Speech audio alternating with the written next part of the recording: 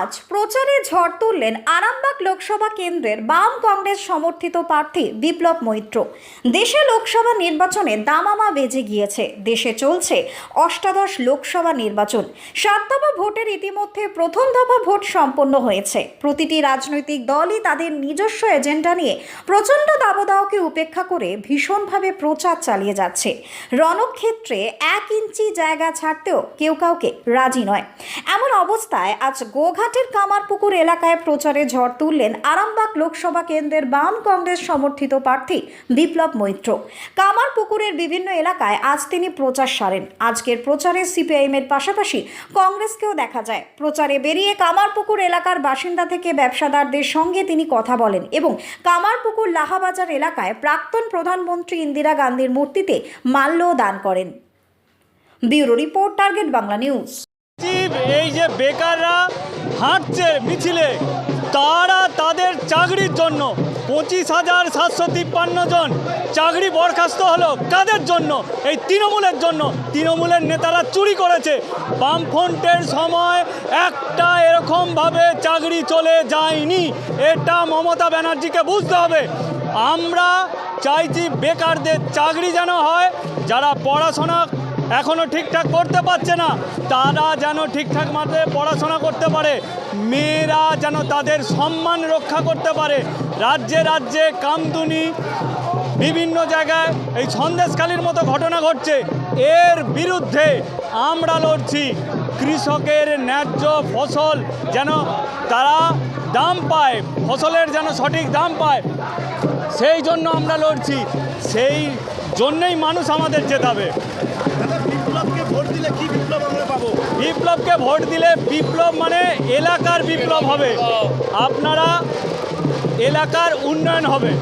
চারিদিকে যারা চুরি করছে সেই চোরগুলো সরাতে পারবে। বেকারদের জন্য কাজের খোঁজ করবে। শুধু বিপ্লব একা নয়, বিপ্লবের পাশে পিছনে যারা ছোট ছোট বিপ্লবরা রয়েছে তারাও এই কাজটাই করবে।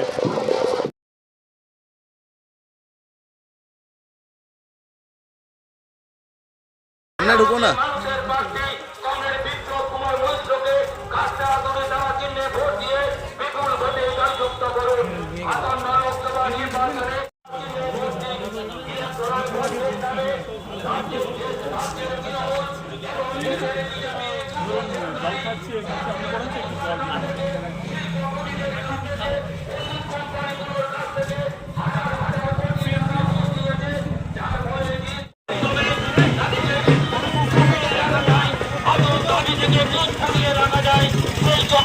করতে যাতে বিজেপি সরকার এবং রাজ্যের তৃণমূলের সরকার, এরা হিন্দু মুসলমানের ভাগ করতে চায়, বেকারদের ভাগ করতে চায়।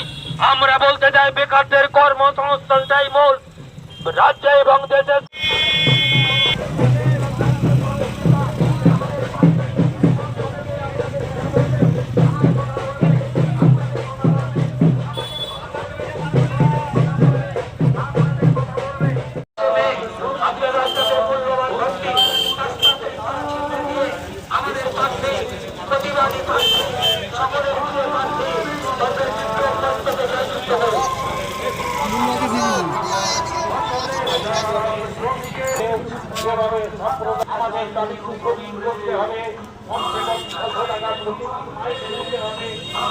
এটা কেবলমাত্র বাজে কথা।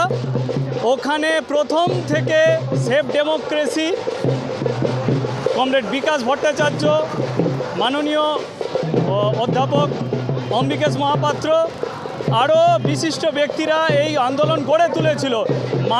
ওখানকার মানুষের দাবি ছিল ভাবাদিঘির উত্তর প্রান্ত দিয়ে রেলপথ ঘুরে চলুক। তৃণমূল নেতাদের এই জোর জবরদস্তির জন্য এই ঘটনা ঘটতে পারে। কেউ শ্রীরামকে জয়ধ্বনি দিতেই পারে, কিন্তু তা বলে যে তারা একেবারেই বিজেপি করতে চাইছে সেটাও নয়। তারা প্রচার করতে চাইছে যে ওরা বিজেপি, আসলে বিজেপি নয়, ওরা আসলে মানুষ তার নিজের ভোট নিজে দেবে। এইগুলো বিজেপি বলে কোনো লাভ হয় না।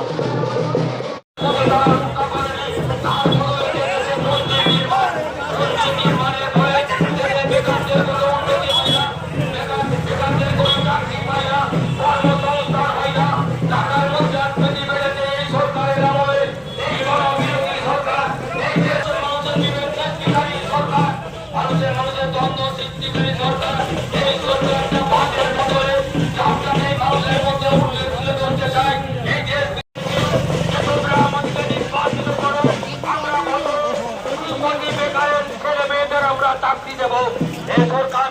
শুধু রক্ষা করেনি, পাঠাতে হবে লোকসভায়, পাঠাতে হবে